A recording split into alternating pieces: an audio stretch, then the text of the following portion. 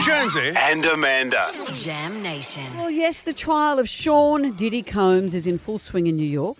The prosecution's star witness, his ex-girlfriend, Cassandra Ventura, is taking the stand. Cooper Lawrence is a New York-based broadcaster and entertainment correspondent, and she joins us now. Cooper, hi. Cooper. Hi guys. Thank you for having me. This is a crazy day in New York. It's literally all anybody is talking about.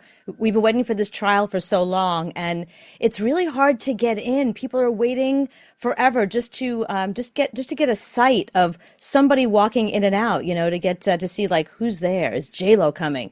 But no, she isn't. Today, Cassie was on the stand, and it was really heartbreaking. The stories are traumatic, aren't they? But just to clear this up, he's not on trial because of his sex life.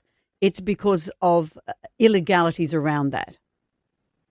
Yes, sort of. I mean, listen, they're not judging him for his proclivities. It's more the fact that the idea of sex trafficking is that you do something on a regular basis to, you offend lots of people sexually. And that's exactly what's happened. That, her testimony is pretty damning. I mean, the things that she was saying, she was describing meeting him at 19. And by the time she's 22, she's involved with these freak-offs where he is forcing her to be involved with all these crazy sex parties that go on for days that she really didn't want to be part of. But if she said no, he would get angry and he would beat her. Wow. And it was this, she very calmly and she's so, it's so heartbreaking to listen to her because she's very believable and you just see the trauma that she's been through as she's telling you the story.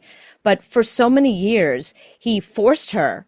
If she said no, he beat her. So she had the cycle of abuse where she had sexual abuse and she had physical abuse. And she was just trying to have a music career. And she was really tied to him for 11 years. He basically ran her life and she was under just constant trauma. And what about the baby oil? There's been much made about the baby oil. No person needs that much baby oil, but laced with drugs. So is that real? Is this a thing? Is that seriously happening? Yeah, she talked about that as well. She said that he wanted her to douse herself with baby oil and to continue to put it on her. So his baby oil, the reason why he had 1,000 bottles, it wasn't some fetish he had just for baby oil, although maybe that was part of it. It was laced, some of them were laced with GHB, some were laced with Rohypnol, which are date rape drugs, basically. So it forced people that came into his world to comply. You can't force someone to take a drug. I guess you can put something in somebody's drink.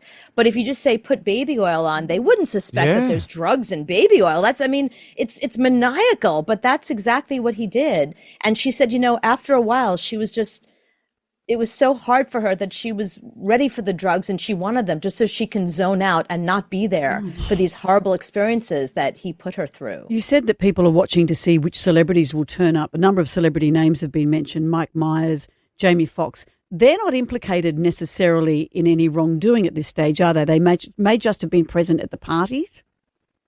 Some might have been present at the parties, but I think the reason why, certainly the defense is throwing some names around because some of these people have I think Michael B. Jordan dated Cassie for a while. So some of these people have relationships with her and they're hoping that they can have them on the stand to impeach her testimony. Remember, their defense is that she was violent too, which is such a preposterous, when you see little tiny Cassie and you know that Sean Diddy Combs at the time was in his 30s and he was powerful and he was tough and he was strong.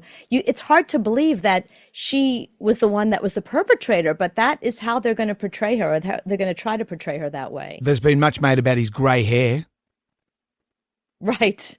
It's this bizarre strategy, Jonesy. It's such a weird thing. So he let his hair go gray and he let his beard go gray and he's dressing like a sitcom dad.